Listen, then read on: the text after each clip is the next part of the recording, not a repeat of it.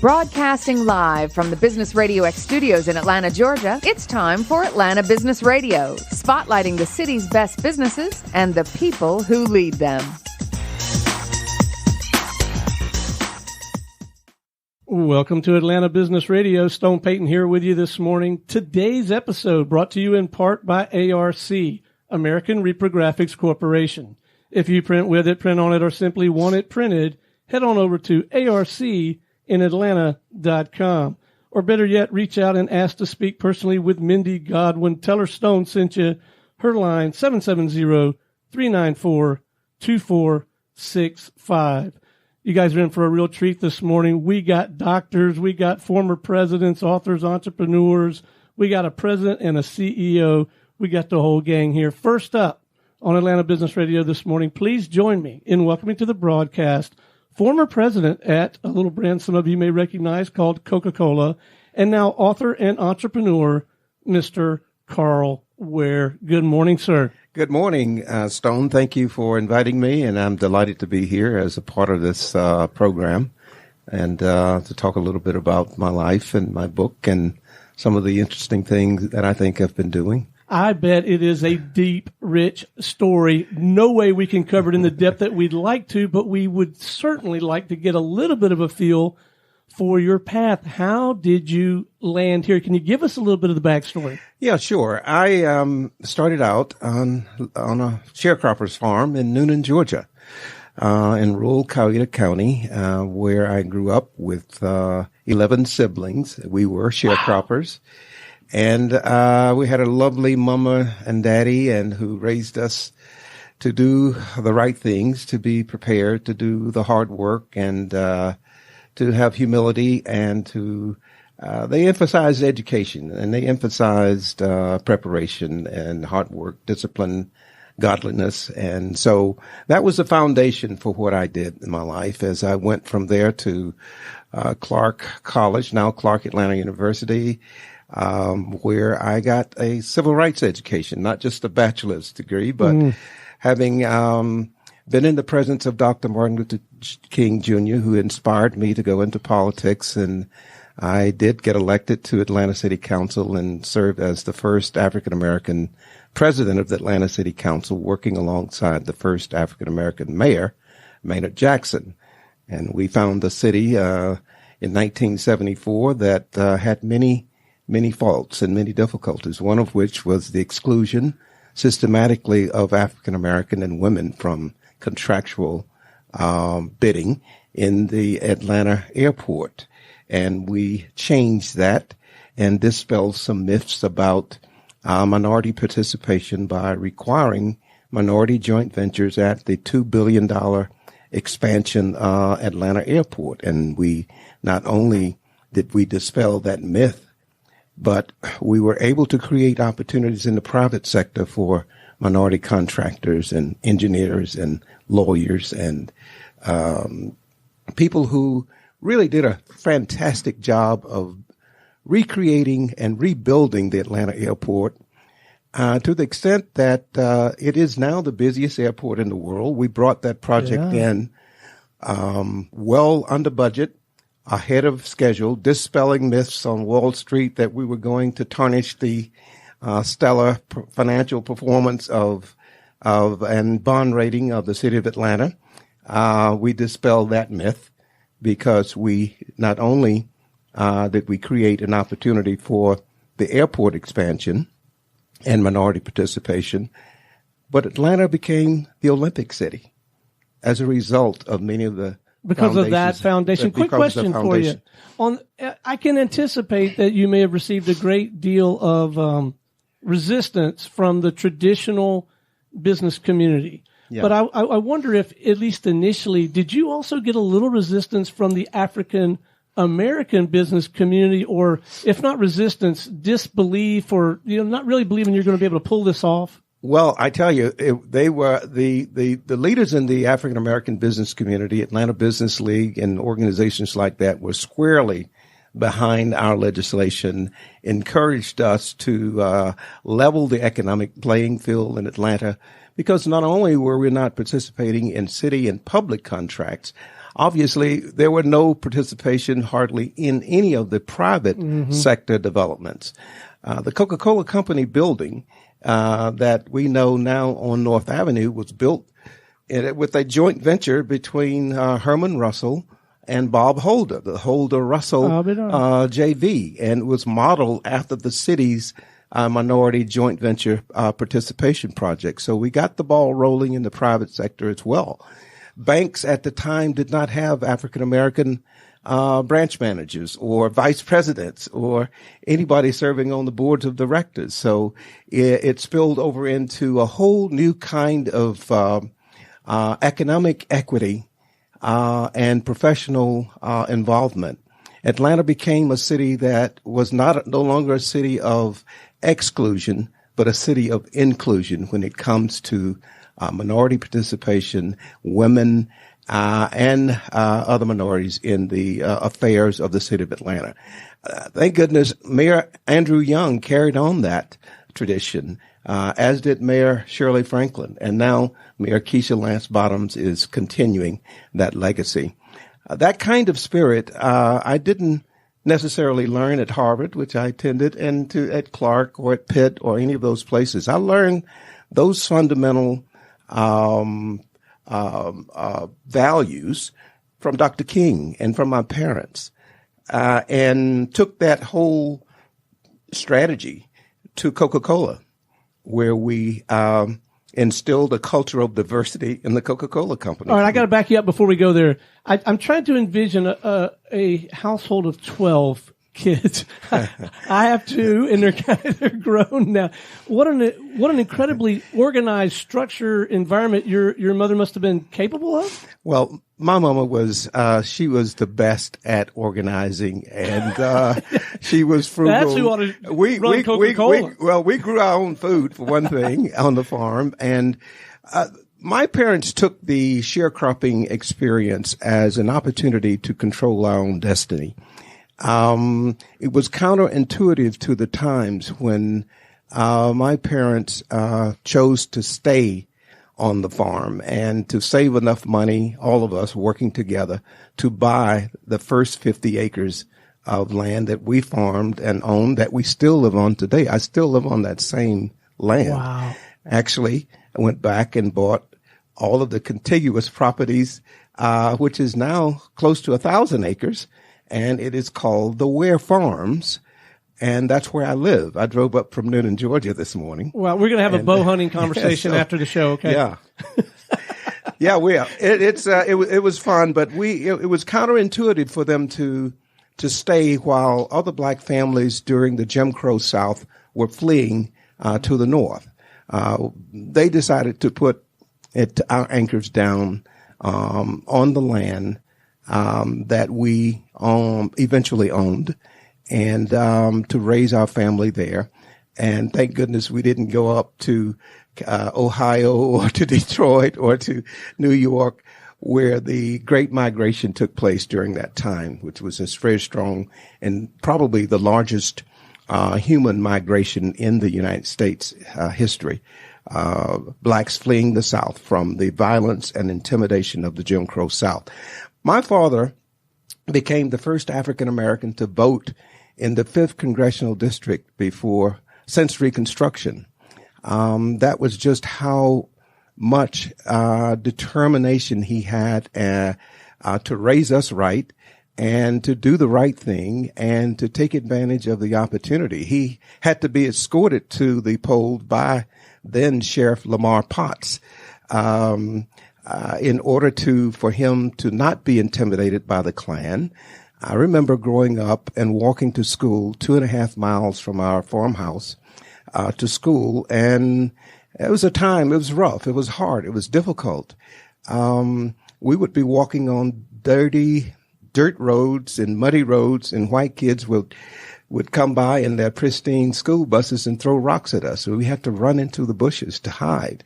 I remember recall that the Klan tried to invade our home, and we stood our ground, and they left. So it was not just a sort of folklorish kind of thing. It was real. It was tough. It was intimidating. But despite the odds, I was able to overcome those odds, seemingly impossible odds, seize opportunity, and make a difference in the lives of others. And that is the one thing that our parents always taught us, that no matter how poor we may be, we all should always find something to give to others. And that theme drove me to become a philanthropist. My wife and I gave a third of our wealth to Clark Atlanta University to build what is now known as the Carl and Mary Ware Academic Center. It's a 60,000 square foot state-of-the-art teaching facility at Clark Atlanta University. It's called the Carl and Mary Ware Academic Center. And it's not so much about the money, which what is so gratifying is for me to walk down the streets of Atlanta or through the airports around the country and around the world, and people coming up to me and say, "You're Mr. Ware, aren't you? I studied in your building." That to me is the gift that keeps on giving. And to see thousands and thousands of young African-American students and professionals, many of whom have gone on to do great things, thanking us for our generosity. I learned that on the farm with my parents, giving back when they could raise enough food in the gardens and in the fields to feed ourselves. They took what was left and distributed it into the community. That was sort of poor folks philanthropy, if you will. And, but, you know, I had a great, opportunity at Coca-Cola Company, the world's greatest, most iconic, ubiquitous, brand. I was hired to, in the governmental relations arena, moved into marketing, and eventually got promoted to president of Coca-Cola Africa. I was based out of London for several years, and I ran the entire Coke business in part of the Middle East and throughout the continent of Africa, and was a part of the anti-apartheid movement. In my book, I tell the story of how I worked closely with Archbishop Desmond Tutu to structure the Coca-Cola Company's disinvestment strategy in South Africa. And 10 years later, having the privilege of meeting Nelson Mandela as the first American businessman that he invited to sit down with him to discuss re-entering South Africa. They became very close friends of mine. Archbishop Tutu, I visited with them last year with his wife Leah down in Hermanus, just outside of Cape Town. I lived in Cape Town for 8 years, and of those 22 years that I worked on the continent of Africa. And so the point here is that God gives you power to do good things. And in every chance and opportunity that I had when I was on my way up through the ranks at Coca-Cola to create a diverse culture in the Coca-Cola Company, to become the person who's initiated the first African-American owned Coca-Cola bottler in the history of the United States, the Philadelphia Coca-Cola Bottling Company, which Black Enterprise Magazine and Fortune Magazine named as the fourth largest African-American owned business in the country by dollar amount at that time.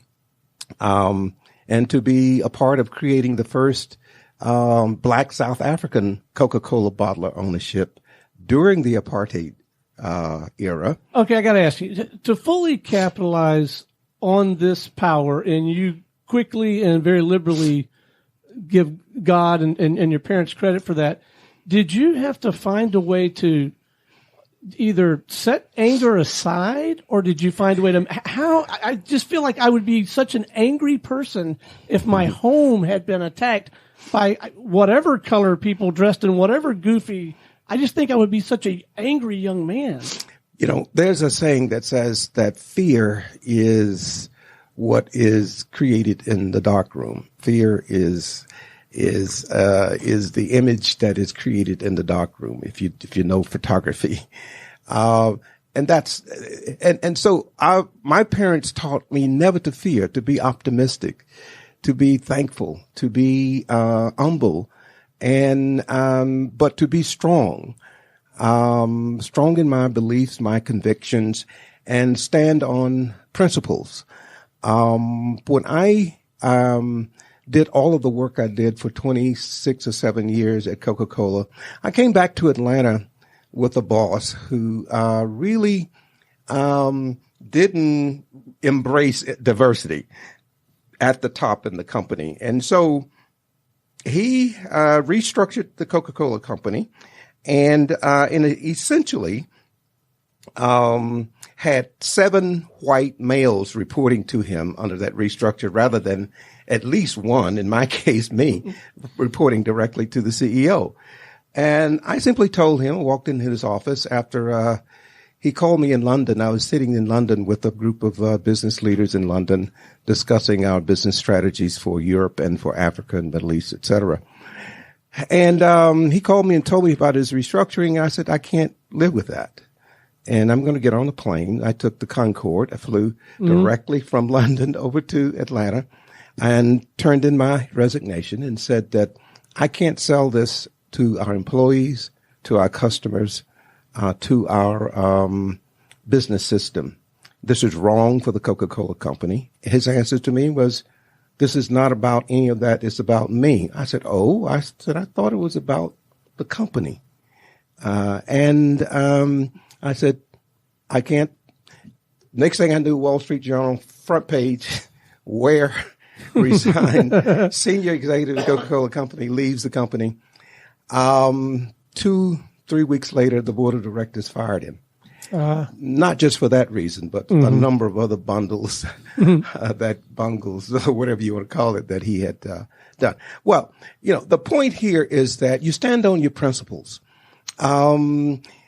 Accomplishments and achievements are more long-lasting when you don't have to sacrifice your principles in the process of winning. Tell us more about this book. What prompted you to write it, and what prompted you to write it now?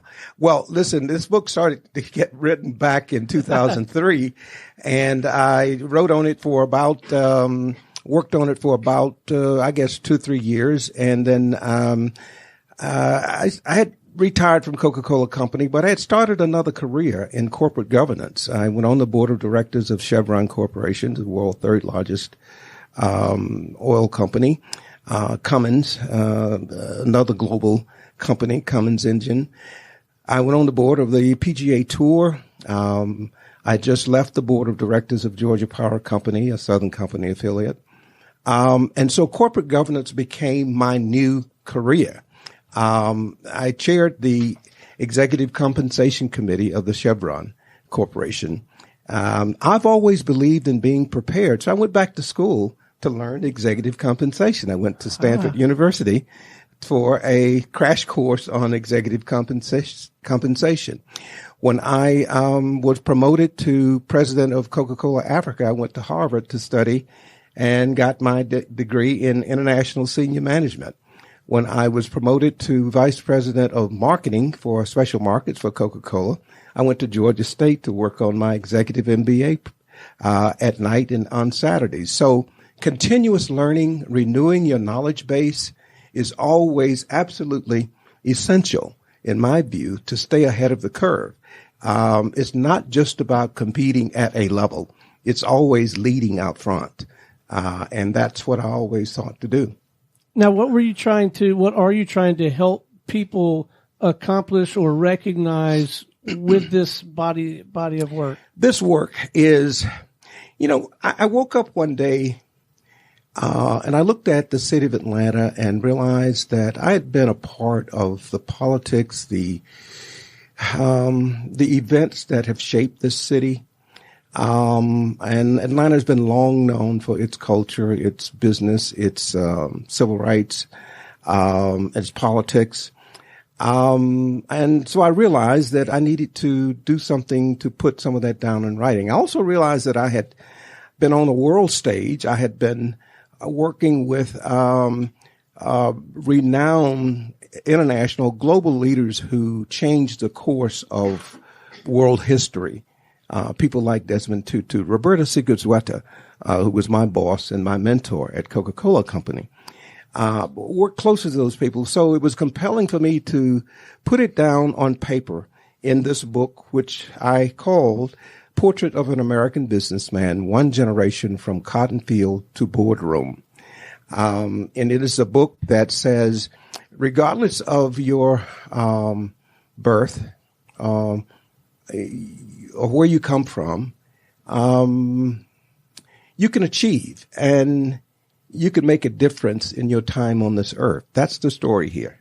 You can make a difference. You can take power. Business is a calling. It is not, to me, it was a calling, and still is. It's an opportunity to do good. The old saying that, managers get paid to do things right. Leaders get paid to do the right thing. Mm. And that's what I always try to aspire to be, a leader, and to do the right thing, and at all times. I mean, there are no exceptions. I look at why business is seen as a skeptical institution these days. Well, you look at people in business who are leading major corporations who are just doing the wrong thing the wrong way. And it's no wonder that we often find that when you go into a classroom, as I do with B students all the time, and they talk about a bit of skepticism about going to work for corporate, in a corporate environment, because they see this ethical malaise or lack of ethics. I think we can do better. I say to corporate leaders, business executives, that in the case of diversity, it's not just the right thing to do, but it is a competitive advantage if you do it right. Yeah. It's a competitive advantage in terms of recruiting talented people. Young people coming out of these schools now, they want to go to work for a company that they can enjoy and be proud of, and that they can talk about and live with and help develop and grow around. It's a competitive advantage with your customers. It's a way of distinguishing yourself. It's a point of differentiation. Well, and my observation is you don't have to be a bigot to still have unconscious bias. Yeah. Right? Yeah. So to have a leadership team that has different lenses is genuinely a competitive advantage. Roberto Goizueta, my mentor at Coke and my boss for a long time, once said in an executive committee meeting with us, he says that, our management team, our employee base ought to fairly reflect our consumer base. Mm-hmm. If African Americans are 20% of our consumers. That's foresight. That's smart. Yeah, very foresight. That's all he said. And the management team got the message. Of course, I had it already, but, they got the message, and we set about the job of creating a culture of diversity at Coca-Cola Company.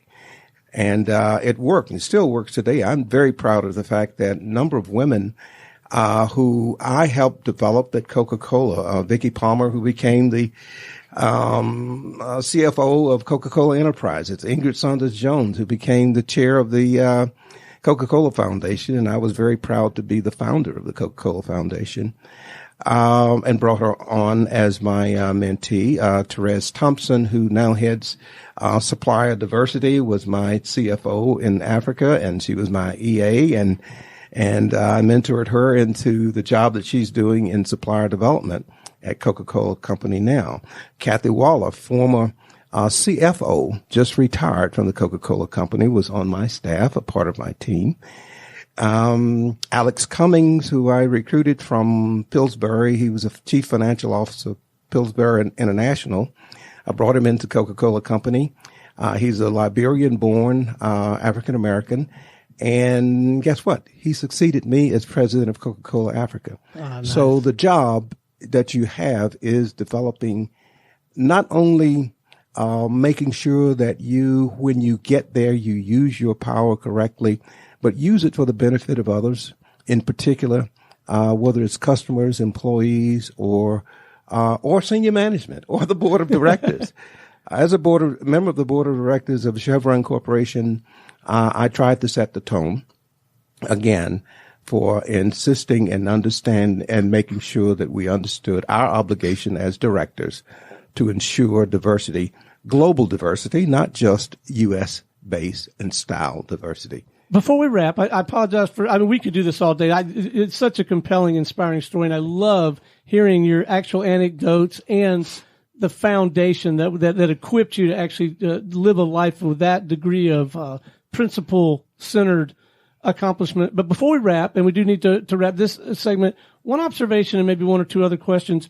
An observation in the title of your book. It does not say Portrait of an African-American Businessman. Can you speak to that for a minute? Yes, that was a deliberate, obviously deliberate thought. But I was once introduced. I was at a session out at McKenna College in California, and I was being introduced, and the person introducing me surprised me. He said, "Carl Ware is an American success story."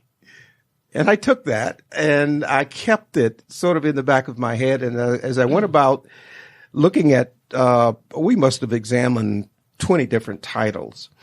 And we wanted to make sure that this is a story that resonates across racial, across ethnic, across international lines, and it's not just a story about an African American. I happen to be a proud African American, but this story is about an American businessman who took the opportunities and came from a humble background, if you will, and took the opportunities that God gave him as God would ordain it, and as he lived it, to do good and to do the right thing and to make a great company even greater.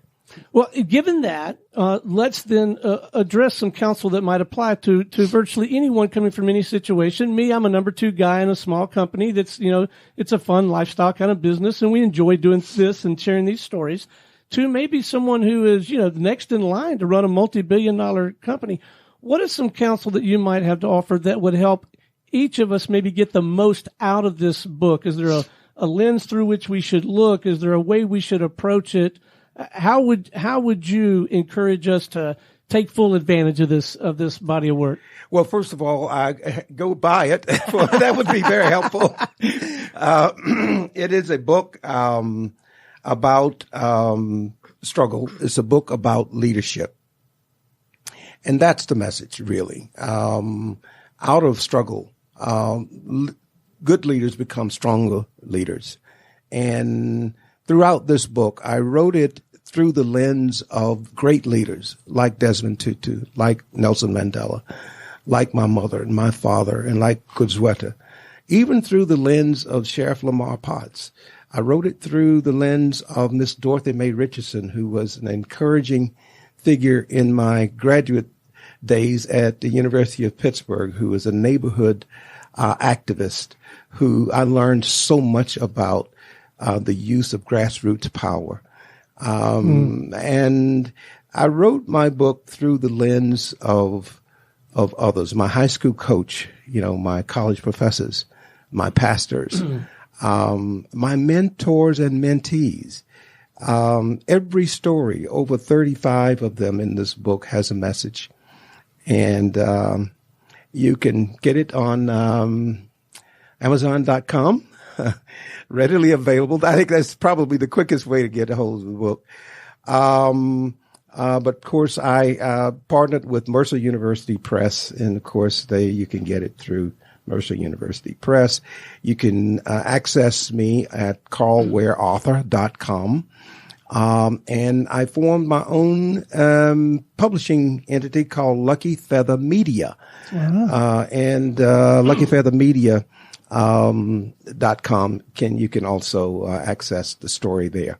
So hopefully, first and foremost, it is a inspiration for you and for other executives and especially for young people, that you can, regardless of your where you come from, where you were born, you can achieve and you can make a difference in your time on this earth. Well, I know it will be an inspiration. This conversation has certainly been an inspiration. One more time, let's leave them with the full title. I'll have you read it out for them. Portrait of an American Businessman, One Generation from Cotton Field to Boardroom. Fantastic. Well, Carl Ware, thank you so much for coming in today and sharing your story, man. And keep up the good work. Thank you. Thank you. All right. Next up on Atlanta Business Radio, we have with us managing partner with Highland Oak Group, Miss Nermin Jasani. How are you? I'm wonderful. How are you today? I'm doing great. I apologize that you have to follow that act. No, it's very inspirational to hear everything that he has to say. So thank you so much for sharing your story with us. No, it truly is. That was a lot of fun, but I know you're out there doing some great work for folks. Tell us a little bit, if you would, mission, purpose. What are you guys out there trying to do for folks? So what Highland Oak Group is about is we are business consultants and we want to help companies grow. Specifically, we focus on doctors and lawyers, and that is our core group of clients, but we'll also work with other types of business owners. Specifically, what we really like working with is women business owners. 90% of my client base is women. And they are in all areas that you can imagine in business. I've got some lawyer clients, some doctor clients, of course, florists, restaurant owners. You know, women are really just everywhere in the business world these days, and it's so great to be able to offer them the support that they need to grow and actually become the kind of business that they always dreamed of being. Okay, I want to share some anecdotal experience with you. I am on record more than once suggesting, and I do genuinely believe with this with all of my heart, at least based on my experience, women are smarter, they're more collaborative, they're better with money, they're more comfortable in their own skin, they're more coachable. This has been my personal experience. Yes. This is why I at least will give a quicker nod to a female who may want to open a new Business RadioX studio. Has this been your experience? That women want to... That they are all of the... I don't know. I just find them easier to work with. I just like working with women. They are. And what you said was so perfect, that women are more coachable. I think that is why I tend to work with women more. I've had a lot of male clients come my way, and I usually kind of end up giving them the PETA rate. So they kind of go away because I know that male clients, they are more difficult to work with. And it's not so much that, it's the personality, but more so the expectation, right? Like they have these grand expectations of being the next Coca-Cola without necessarily wanting to do the work that it takes to be the next Coca-Cola. Or stick to those principles. Exactly. And some of us, like my mother, and Carl was blessed with his mother. I mean, we had some great role models, and maybe some of us are more coachable than others. But anyway, so that's validating my experience. You do find that. Now, what compelled you to focus in on doctors, lawyers, professional service areas? Yeah. So part of the reason is because I'm a lawyer myself. I practiced on Wall Street for a little bit. And so I understand the world of lawyers very well. And it's easy for me to sell my services to a lawyer being a lawyer. So I can sit here and say, hey, I get that you have deadlines to meet, and I get that you've got, things that you need to accomplish, and clients who are what I like to call vampire clients. And wait a minute, I can't let that go. What?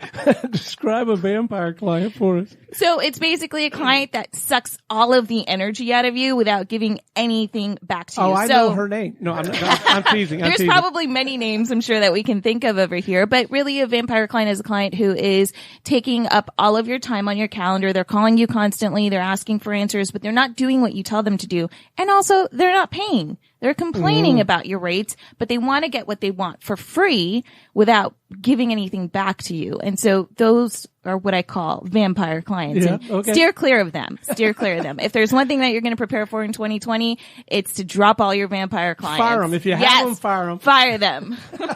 Got it. So what do you find the most rewarding? What do you enjoy the most about the work? I enjoy working with all of my business owners who tell me, Nermin, this is what I want from my business. This is what I've done to get here so far, and I haven't been able to get to this X point. So I'll give you a great example. I have a current client right now who is in the process of creating 6 different lines of business, and she's been thinking about these business ideas since 2009 almost, and hasn't been able to execute on them. And they're all sort of coming out of what her central work is right now. So she's just a doctor, and she's got all these other business ideas, and I'm working with her to execute all of these really big picture, deeply impactful ideas in the business field that she's in. And that for me is one of the best things I can do. It's a thing that helps me wake up in the morning.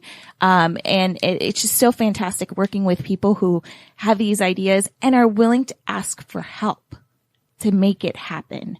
And that's a big thing when it comes to working with a lot of my clients, is they have to be willing to ask for help, and they have to be willing to say they don't know how to do something.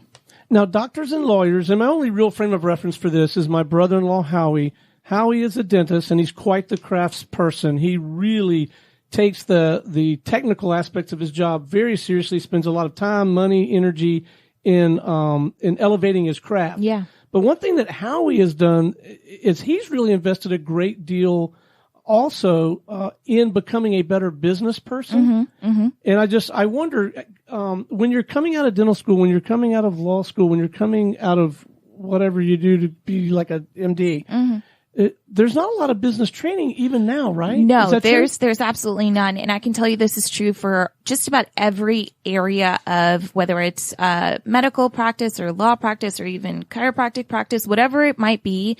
There is no class in the universities that's called how to run X type of business. Yes, you have marketing. Yes, you have advertising. Yes, you have social media management. You've got all these sort of subcategories of managing a business, but there's no big overarching class called how to run a business, how to run a law practice, how to run a dental practice, how to run a pediatric practice. That doesn't exist in business schools. And I am shocked that we are approaching 2020 and these classes don't exist, when the number of doctors and lawyers who go through medical school and law school who end up having their own practice is probably close to 40 to 50%, because a lot of them may end up working with hospitals or larger firms. But guess what? In their it's usually around their mid to late 50s that they decide to leave either the hospital or the big law practice and start their own book of clients because they're getting ready for retirement, because they're tired of doing the hours, or maybe they've become empty nesters and they're ready to just work from home now. Whatever the situation is, it's always in that sort of late phase of life that they end up taking that step and taking that plunge into the business world. But there has been no class that offers them assistance on how to actually run a business. And what I find with a lot of my clients is even the most basic things they don't have. So me being a consultant, part of what I do is I connect them to the people that they need to be connected with. So a lot of my clients may not even have a CPA or a CPA that they like. So it's really great because I know a ton of CPAs, and I'll connect them to a CPA that's actually going to be a good fit for them and, responds according to what their timeframes are and all that good stuff. And it's like the simplest of things that are often overlooked in the businesses. And, I'll give you a great example. A lot of my clients, I'll ask them, how'd you come up with your pricing? Why are you charging this? Whether it's a doctor or lawyer, why are you charging $300 an hour? Why are you charging, let's say $1,000 for a root canal? What is the purpose of this pricing? They usually look at me and they say, well, the guy across the street charges, $350, so I decided to charge $300.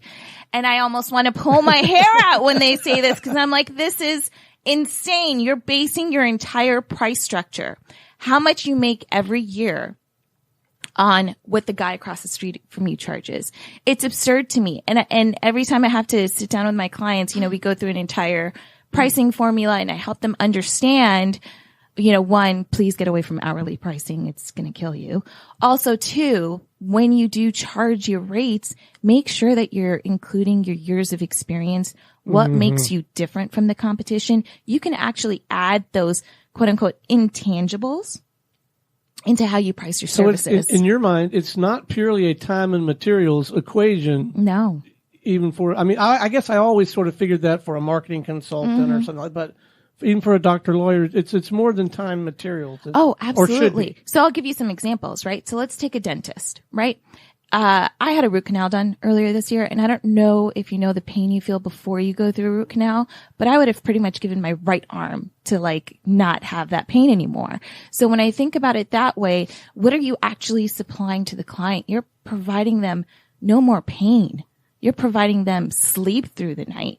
And for someone who is busy and high achieving like myself, I will do anything to be able to be focused and not be thinking about the mouth pain, right? So I would have paid $3,000 to see someone the very next hour to help me get rid of this pain. So I say that to say, there's intangibles, there's a value add that you provide as a business owner to your clients, and you have to take that into account when you are figuring out your prices. It's not just it costs me, $2 to make the bottle and, $1 for the ingredients in the bottle. So I'll sell it for $3, but, I'll charge $4.50 because, that sounds good. It's got to be a little bit more than that. But that's more prevalent than I think we would like to admit, right? That sort of logic that you just laid out. Okay. So walk us through the early parts of an engagement. Yeah. We've got a doctor, a dentist, a lawyer out there. What happens first? You come out and we just sit down and we chat for a little bit, or we go down the just. So there's a couple of things that I do before I even take on a client, and part of it has to be that you and I have to have a good working relationship. If we can't sit here and laugh about stuff, and it's just going to be a very serious conversation, and you're not going to be able to smile or laugh, not your jam, then it's not going to work, and you probably will never hear from me again. So really, once I agree to take on a client, what happens is I come in and we do a business assessment. And that business assessment is what I like to call similar to what you do with a personal trainer. The first time you work out with them, they make you do push-ups, they make you do squats, they try to see what you can do and how much you can do and how terrible you look doing it. That's exactly what the business assessment is. Because in my mind, I'm 15 and I'm, playing baseball at Pine Forest, right? Exactly. I'm in the tip-top shape, but that's not reality. It's not really what's happening, right? And so what's so great about this business assessment is we go through each and every area of your business. There's what I like to call 8 business departments. So we'll go through each one of them, and then it will highlight what is your weakest area of business.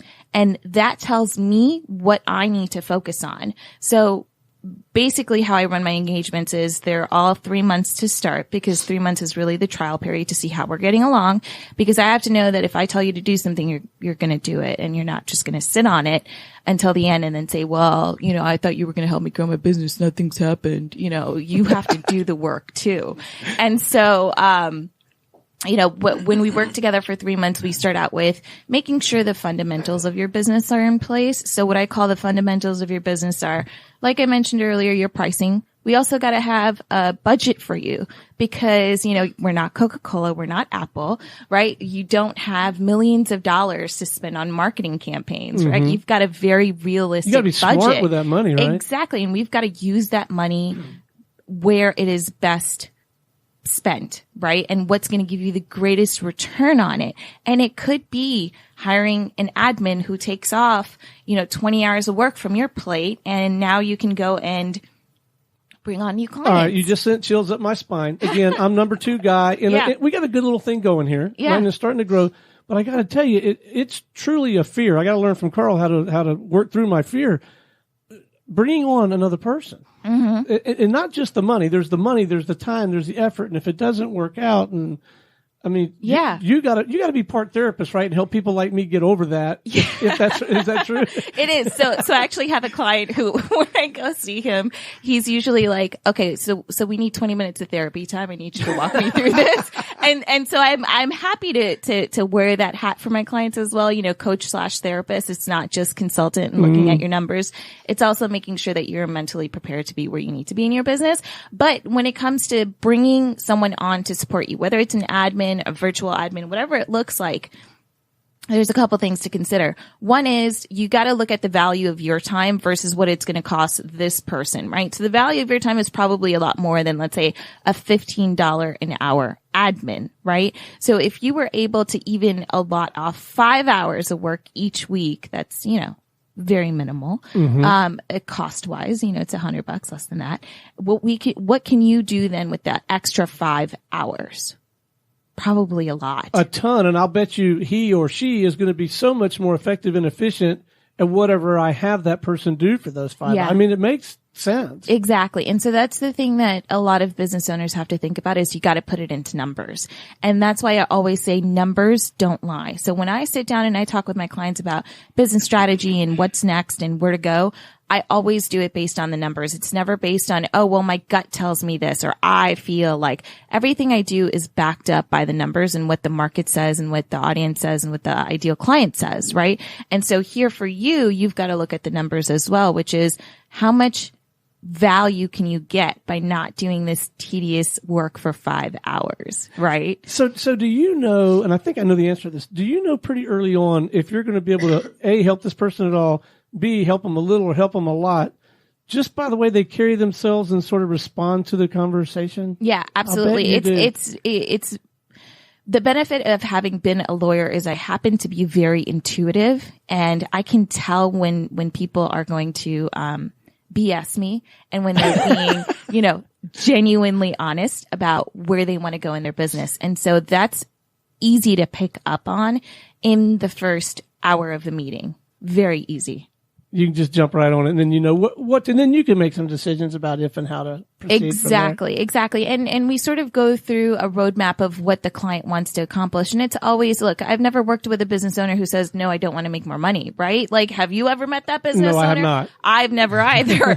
And so it's always sort of going in with the assumption of they want to make more money. And I am here to help them make more money. That is my job. That is my purpose in working with them. And whether it's through creating a budget for them or looking at their pricing or getting together an advertising strategy that actually works for them, it's all to make more money.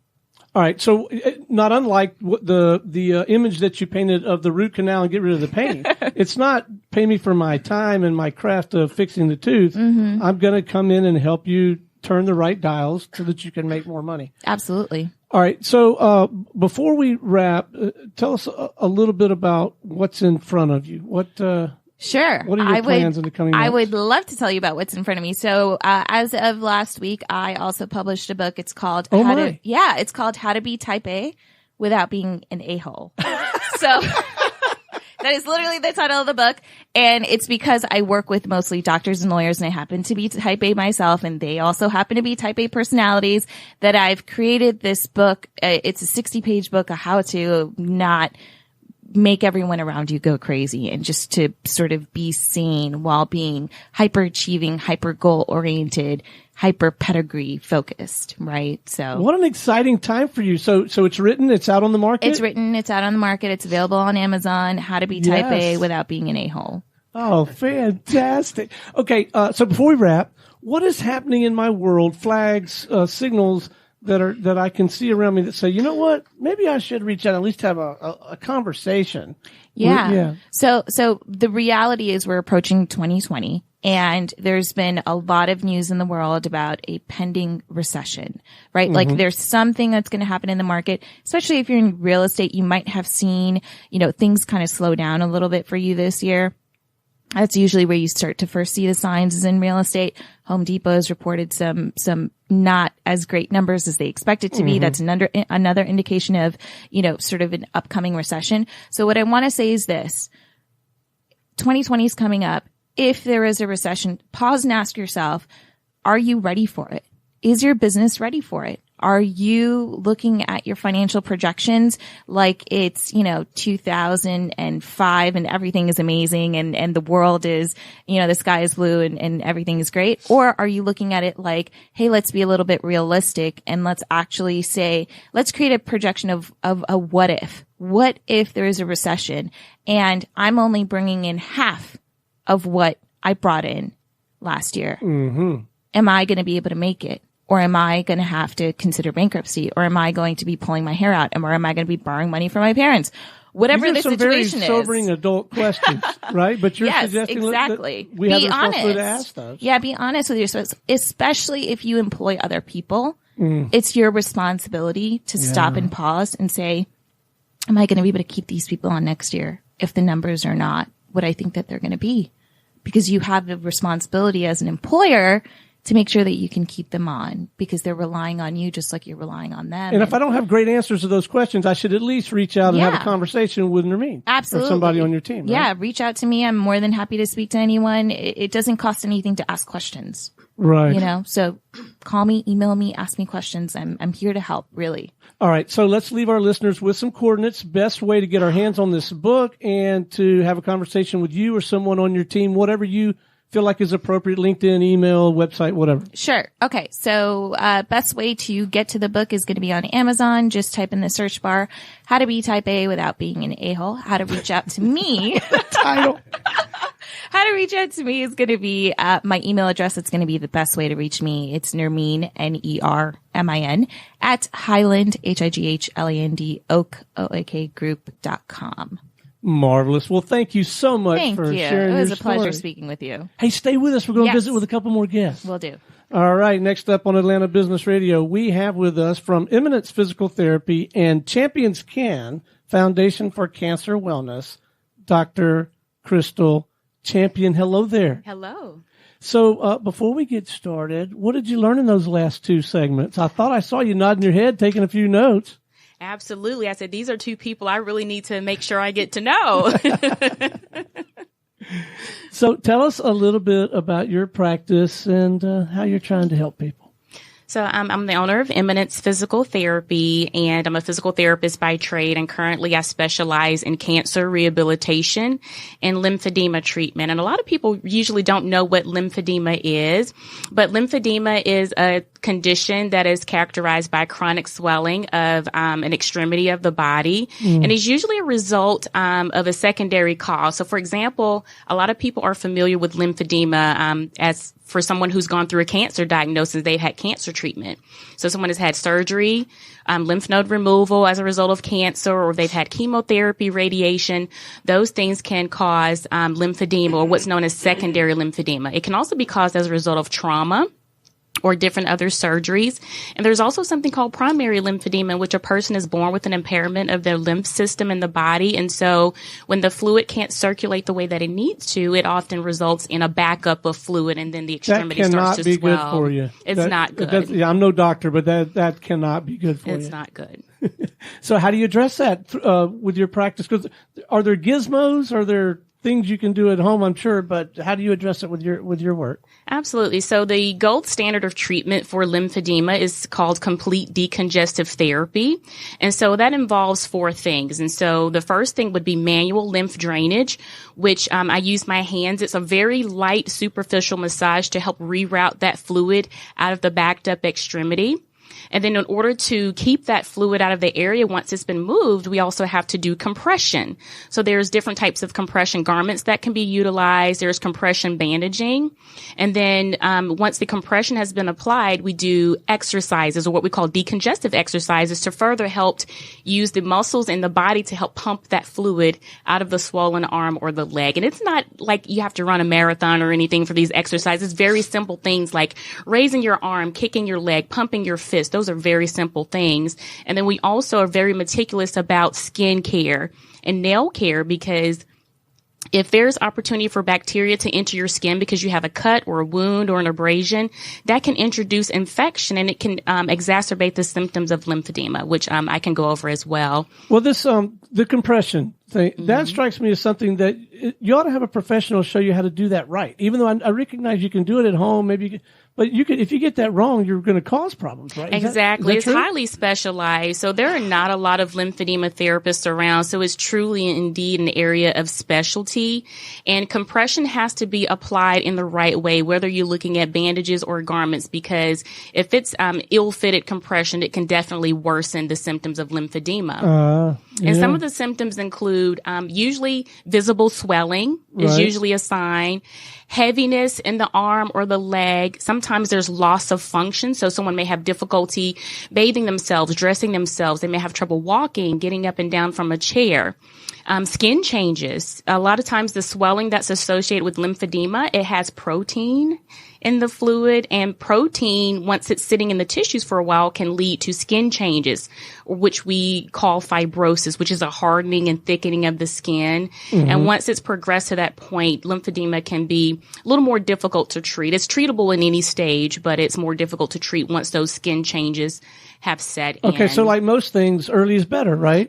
Definitely early is better. And I'm a big proponent of, especially patients that have gone through cancer treatment and cancer diagnoses, definitely get to a physical therapist or lymphedema therapist. Even if you're going to have those treatments, go ahead of time and get a pre-treatment evaluation. And then, maybe 6 to 8 weeks after you're completed with that treatment or that surgery, go back to that therapist and have a post-operative assessment so we can easily identify, the onset of lymphedema. Okay, so what's the downside? And I'm thinking maybe there is no downside.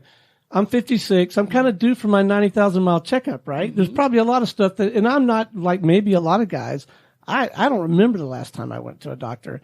Is there any downside, or does it make sense to sort of build into, go see the dentist, get on top of that, go to a physical therapist and just kind of do I don't know what you'd call it, a general assessment? Is it? Yes. I always say your body is the biggest indicator of something's not right. If something doesn't look right, if something doesn't feel right, pain is often an alarm signal. So, if you have pain or swelling and you're not sure of what the cause is, speak with your primary care doctor and say, hey, I want to have this evaluated, whether it's by a vascular specialist. If it's a cancer patient, mention it to your oncologist and the people that are part of your care team. And then also, I'm a big proponent of people being advocates for themselves. If you know there's something not right, be persistent with your medical team until you can get to the bottom of what's going on and until you can get to the right professional that can address it. Because not everyone can recognize what lymphedema is. It really is a specialty, and it takes a trained eye to be able to diagnose it and to recognize exactly what it is so it can be properly treated. Okay, so you're clearly a dedicated practitioner. You have specialized knowledge, expertise, and I'm sure some very strong opinions about a variety of things related to that craft. Tell us about the business side of what you're doing, because you're running your own shop here. Yes. You chose, I guess, at least at this stage in your life, not to go work for, the big corporate thing. Tell us a little bit about that journey. So I did. I worked for a major hospital system here in the Atlanta area for about 10 years. Oh, okay. And in that, I actually had the chance to become trained as a lymphedema therapist and to start the lymphedema treatment program there. And in that, I just felt like my hands were tied on a lot of things that I really wanted to do to be able to fully, expand my wings and help people in a way that wasn't dictated by insurance or wasn't dictated by this rule, this policy, this procedure. When you're working with clients that have a chronic illness, they require a lot of attention and one-on-one time.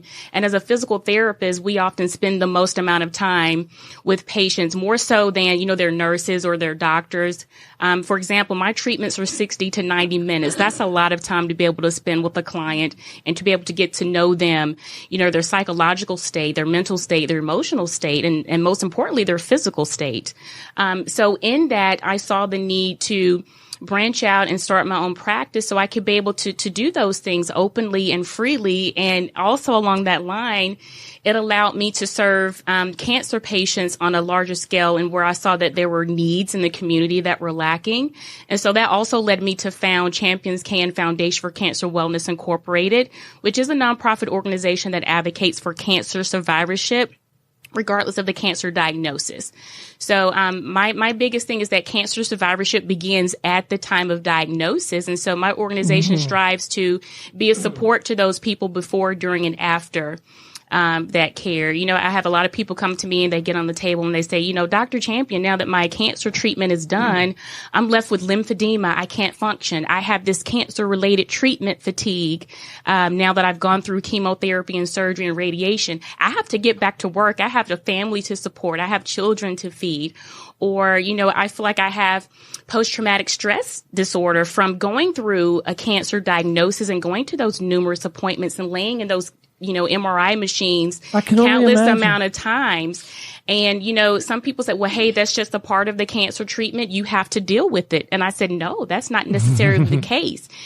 Cancer survivorship begins at diagnosis, which means, we're at a point of trying to get you physically restored, psychologically restored, spiritually restored. And I found that was lacking with a lot of the patients that I was seeing. So this freed you up, becoming an entrepreneur, setting up your own practice, freed you up to do the right thing the right way, as our friend Carl would say. Absolutely. Gave me that flexibility to be able to focus in on that area. So they kind of go hand in hand. I feel that what I do, like Mr. Ware over here, is a ministry and it's purposeful.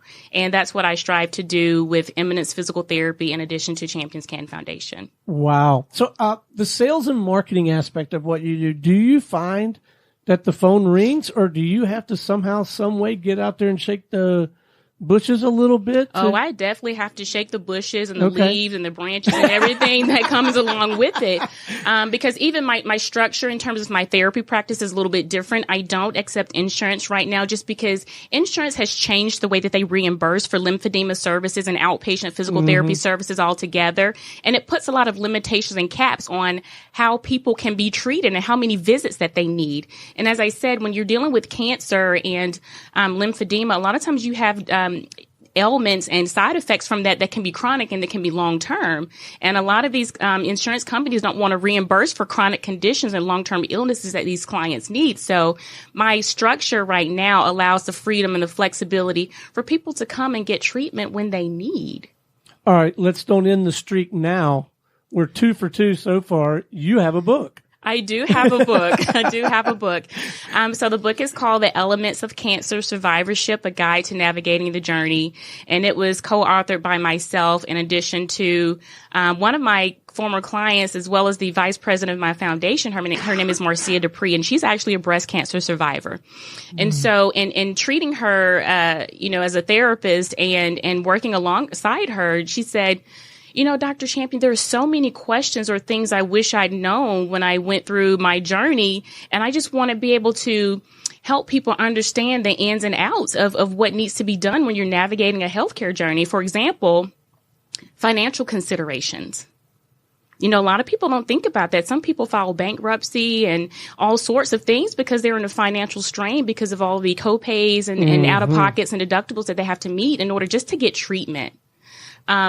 Also just, your diagnosis in general. So you hear the word cancer, people automatically, think it's a death sentence, and it's not. That's why I'm so passionate about survivorship. But you need to know, okay, what are the treatments for my particular type of cancer? What clinical trials are out there? If I don't get this treatment that you're recommending, what are my other options? Can I have a second opinion? Can I have a third opinion? Can I have a fourth opinion? What if something happens and I cannot get to my treatments because of transportation issues? Those are all valid things that people need to consider. What's my insurance? What's my copays? What's my deductible? Is this specialist that I want to go to, for example, prostate cancer, is he in my network for my insurance to be able to cover who I really want to go and give me treatment? So there are a lot of ins and outs that go with a cancer diagnosis. Mine is going through the actual healthcare system. You have to think about all of those elements as well. And so this book addresses this? It does. So it's basically a guide that you can take into the doctor's office with you. And there's actually a checklist of questions that you can ask and that I highly recommend that people ask. What other medical professionals, in addition to my medical oncologist, am I going to encounter? Am I going to see a physical therapist? Right. Am I going to see a mental health counselor to help me deal with the psychological stress that can be associated with the cancer diagnosis? So all of those things are definitely highly recommended that you ask and that you know. Or sometimes, when you hear the word cancer, that's all you hear. And so when someone's explaining that process to you, you don't hear anything else. So to have that guide or to have a family member or a friend accompany and support you, and that can also have that frame of reference, really helps to ease some of that burden that can be associated when you hear that cancer diagnosis for the first time. So it's just, like I said, I encourage people to be advocates, and part of being an advocate is knowing and researching and knowing what it is and how your body is going to be affected. Okay, one more time, the name of this book? It's called The Elements of Cancer Survivorship, A Guide to Navigating the Journey, and it is available on Amazon. And the best way for someone to learn more about your practice or talk with you or somebody on your team, what's the best coordinates for that? It's www.eminencept.com. And for Champions Can, it's www.championscanfoundation.org. And both are also on Facebook and Instagram as well. Fantastic. Well, thanks for coming in and sharing your story. Thank you for having me. Hey, stay with us. We got one more guest we're going to visit with. All right. Y'all ready for the headliner? She's been very patient through all of these segments, but we're delighted to have her with us. We have with us the president and CEO of Georgia Center for Nonprofits. She's also the Grand Poobah Chief Cook and Bottle Washer for Georgia Gives Day, I think. Please join me in welcoming to the show Miss Karen Beavor. How you doing? I'm doing great. Thanks for having me. Well, thank you so much for coming and joining us. Have you enjoyed the conversation as much as I have? Have you learned anything? I really have. And I tell you, it's funny working in the nonprofit sector my whole career. I'm drawing parallels between what Nermin does and what we do. And of course, Carl Ware. And, I worked very closely with Ingrid Saunders-Jones and now Helen Price, and just love both of those. And I know his influence on both of their lives. They talked about him all the time. And then Dr. Champion, you're a nonprofit, and I know all about, how hard it is to start that, and really respect the fact that you're doing that with a full-time job as well. So, kind of have connections to all these. We've got a good crew here this morning, don't we? We really do. All right. So Georgia Center for Nonprofits, could you just give us all a little bit of a primer, just an overview of that entity, mission, purpose, that kind of thing? Sure. Well, our mission is pretty straightforward. We help nonprofits succeed through better management, leadership, and governance. And so we really feel like when nonprofits succeed, communities thrive. It takes a village, as they say, and, it's business, government, and nonprofits all working together to make a community thrive and make our quality of life great. Now, you've been at this a while. This is not your first rodeo. I have. I always say lotions, potions, and hair color, right? It'll get you through everything. So it's been 24 years. Well, the reason I asked, someone of your drive, your talent, your poise, I'm sure you had a great many choices. I'm sure you've had additional choices throughout your career. But you've really decided to stay the course with this path, and I'd love to hear more about how and why. I have. I think part of it is that the nonprofit sector is so interesting. It's not one thing. It's health, it's education, it's arts, it's culture, it's environment. It's people that are passionate, working on things that, are their life's work, their life's passion. You never work with a jerk. I can really say that, to be honest with you. I've never had to work with a jerk. So it's really fascinating to see all the different kinds of personalities that have this passion for a particular cause, whether that's as a board member or as a volunteer or as a staff member, and they're putting their heart and soul into it. And I feel very fortunate to be able to help them every day do what they do better, put that soul, they put the soul into community, and we're happy to put the business into their soul, right? So that's, we bring that business side of their passion, to bear on making a bigger impact on community. I want to ask you about, I don't know what the right word is, a phenomenon, a barrier, a dynamic, but this is something I have personally experienced, and I think I'm sort of working my way through. I think there have been times when I've envisioned participating in some sort of philanthropic effort, being part of a cause was just too big, too hairy. I'll do that next year when my business is in better shape or my net worth's back. And the truth of the matter is, when I hear you guys talk, and I hear Carl talk about taking a few leftover vegetables and sharing them with people who could, we don't have to bite off this big, huge thing to really genuinely serve, do we? Not at all. I just say half the battle is just recognizing yourself as an everyday philanthropist. You don't have to have millions of dollars to be helpful, right? It's the kindnesses every day in your office space. It is, the generosity of your time. your talent, your treasure, as they say. Georgia Gives Day is a big example of that. I know we haven't talked about that very much, but it was on December 3rd and Giving Tuesday. A lot of people are familiar with that, but we run Georgia Gives Day on Giving Tuesday, which we are trying to make the largest single day of generosity in the state of Georgia. And you can really just give a little or a lot. It doesn't take a lot. You can be an everyday philanthropist. You don't have to be Bill Gates. It all accrues up because it's actually what I do, plus what you do, plus what Carl does, plus what Nermin does, plus what Dr. Champion does every day that makes community work. And so, and I always say, we live in the South, and in the South, you don't invite yourself to somebody else's wedding, right? And there's sort of this persona among nonprofits that you somehow have to be invited in. But that's actually not true. The needs are great, and it really just takes a passion and interest. And I promise you will never be turned down if you want to help. Where there is a need, there is a nonprofit, and there's always a need for everyone inside a nonprofit to volunteer, to help, to give a little bit of their time. So the impetus and the frame for Georgia Gives specifically, talk a little bit more about that, how that got started and what that's about. It's really weird to talk about right now because crowdfunding is so ubiquitous. You see it all around. But when we started this back in 2012, it was an idea that started because of the Great Recession, and it was infecting so many nonprofits, and they were struggling. The demand was off the charts, huge. If you think about all of the different people that lost their jobs, and they were, grappling with, you name it. Nonprofits were stepping up, and we wanted to be able to help them find new donors and to activate donors to understand what was going on and to give. And what Georgia Gives Day is, at the bottom of the day, is it is a very large media campaign to get out the word about the work and the worth of nonprofits, and to help people, just encourage them to give just a little bit. And by that, I mean like literally $5, right?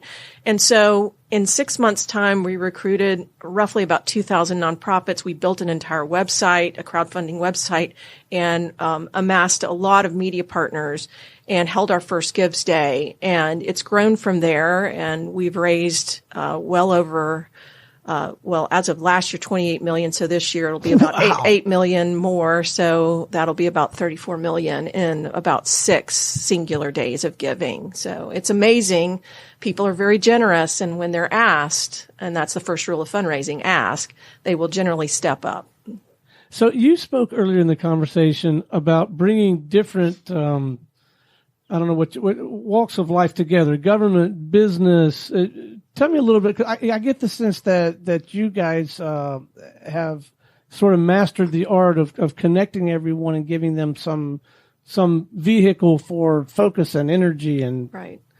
Well, I think a good example, again, might be Georgia Gives Day, and I'll pick on the Coca-Cola company because Mr. Ware's here, but also because they're just such a champion of community. And as many of you out there listeners know, they're about women, wellness, and water. And so we approached the foundation around helping to spur giving for women's empowerment, which is what the Coca-Cola Foundation is all about. They put up last year $100,000 to incentivize giving, and this year $250,000 to match giving. And we matched that it was about 2.5 to 1. So for every dollar that the Coca-Cola Foundation put up for these entities, the public put up another $2.5, and that translates into a lot of amazing work. And I'll give you a little story. There's a group out of Clarkston called Just Bakery, and it's refugee women that come into this country, and they're from Somalia. They're from many places that they're fleeing.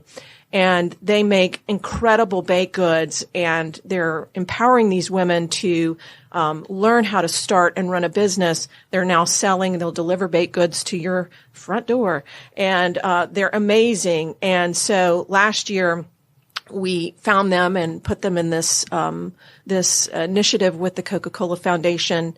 And they raised $6,000, and this year they doubled that, and they'll get a match accordingly. And so these things make a big difference, and that doesn't sound like a lot of money, but that is a lot of money. That is a lot of money for this particular organization. And there are many, many more, obviously, that we work with that do that kind of work. But that, to your question, shows the power of a full community coming together. It cannot just be nonprofits. It cannot just be companies. It cannot just be the government. We all have to work together. These are big issues, and it really takes a team and a diverse team, as Mr. Ware talked about, that see these issues from the ground up and from the top down, and we all come together around big solutions that make a bigger impact at the end of the day on these problems.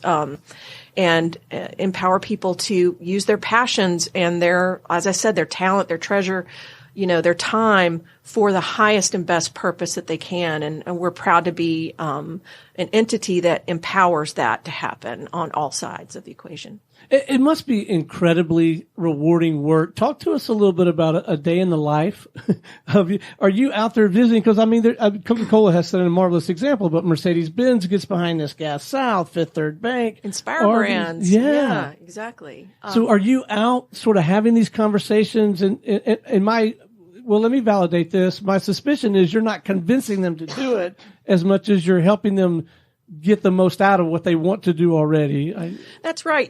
One of the things I'm proudest about being in Atlanta, I'm a native Atlanta, and I always tell people they can touch me because I think I'm one of 7 people that actually grew up here. Carl and I will have a conversation later on about how Atlanta's changed. But I'm proud to be in Atlanta because we have wonderful companies here that really step up and they want to do the right thing, and they have really fantastic programs. They're looking for an outlet just like you and I are, right? And they're wanting to focus. They have a business objective around that.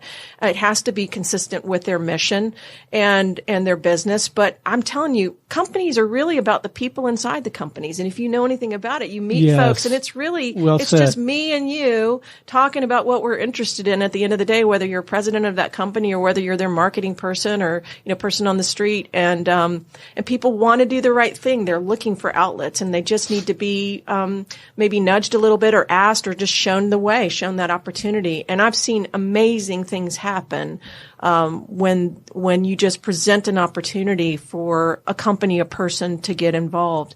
But I am pretty passionate about this work. I'm out in the community all the time. So if you're around me at any point, pumping gas or, at a cocktail party or wherever I'm at, I'm going to be talking about what nonprofits do and why they make a difference in community. But also, I want to tell you, they make a difference in your life. I always say you live your life in nonprofits. You just don't know it. You could have graduated from a nonprofit, college or university. Maybe your kid goes to a nonprofit daycare, could have adopted your dog from a nonprofit, rescue. You can literally be born in a nonprofit hospital, die in a nonprofit hospice. So the arc of your life, walking on the path, just the safety cones in the middle of those crosswalks in Atlanta are due to a nonprofit putting those there. So it's an amazing fabric of your everyday life, and I want people to appreciate that and to support the industry as a whole as very critical to not only your quality of life but our democracy and our community. And then I want people to be able to just reflect and just say, how's this touched me? What can I get involved in? And open their heart to a little bit of time, a little bit of treasure, a little bit of your talent. Your skills will go a long way to helping people, whether it's cancer diagnosis or whether it's, helping small business or helping women entrepreneurs, do better, or whatever turns you on, right? So if you're a registered nonprofit in Georgia, that's sort of your ticket to play in this arena, right? Is that about the only real criteria? Yeah, that is it. If you're a 501c3, we want to talk to you. We do have some resources for folks that are thinking of starting nonprofits, a startup guide. That's not really our thing. We don't start them up, but we can point you to some resources. But we're really about those organizations that are, functioning, and we're trying to get them to the next level of impact. And so I always say, better management, leadership, and governments can help organizations teach those 5, Johnny's learn to read better, another mile a path, some more water conserved. It really makes a big impact when it all accrues up. All right. So we're right on the backside of the most recent Georgia Gives Day. Did I get that? We are. And we're still waiting on final totals because, now, as I said, crowdfunding was so specific back in 2012, but now you can get through Facebook and Twitter and LinkedIn and everywhere else. So we're waiting for the totals. We think it'll be over $8 million. We raised just on our one little platform about $3.3 million in that one period of time, and then we'll total up for the other platforms, and it'll probably be a little over $8 million this year. So a quick latte, a couple of media appearances, and then you can't rest on your laurels. You got like, so what's next? You're back at it, right? One Gives Day stops and another one starts, right? Right. So, actually the giving goes on. And so we're really in the giving season right now. And what I want to tell people is that you can still go to gagivesday.org, and you can put in a few keywords. You can put in dog, and you'll find rescue services, but also guide dogs for the blind and canine assistance and many, many organizations. You can put in your zip code and find all local organizations around you. And so if you didn't get a chance to give on December 3rd, that is not over right now. You can certainly go ahead and find an organization that you care about and do that end of the year giving. And we encourage you to do that. So you can be part of the Giving Goes On right now. I love it. I was going to ask that question as we wrap. What can we be doing to help? And it sounds like there's a very immediate answer. And then, there's opportunity all year long to capitalize on this, yeah? There really is. Where there's a need, there's a nonprofit, as I said. And so everybody's got something that they can, are passionate about. And, you can use the Georgia Gives Day platform just to find a nonprofit. So we would encourage you to go on. There are over 2,000 registered nonprofits on that. Actually, we have every nonprofit in the state of Georgia listed on there. So you go ahead and put your zip code in or a keyword, again, cancer. You'll come up with so many different organizations, and you can research those. It's attached to GuideStar. You can look at their 990s and things like that, find their volunteer opportunities. And there are many organizations in Atlanta, like Hands on Atlanta. There's another online group called Volunteer Match. Feel free to go ahead and Google those, and you can find volunteer opportunities that, that appeal to your purpose, and get involved. Again, we're gcn.org, Georgia Center for Nonprofits.org. If you're on a board out there or running a nonprofit and you need a little help with your business side of what you do, feel free to hit our website. We've got consultants and trainers and all kinds of good resources just at your beck and call for you. And then go to gagives.org, give a little or a lot to a cause you care about. Well, it has been an absolute delight having you on the show. Thank you so much for getting us caught up. Thank you very much. Appreciate it. All right. And thank you all for coming in and sharing your story. This has been a marvelous experience for me, and I know it has for our listeners. We will see you next time on Atlanta Business Radio.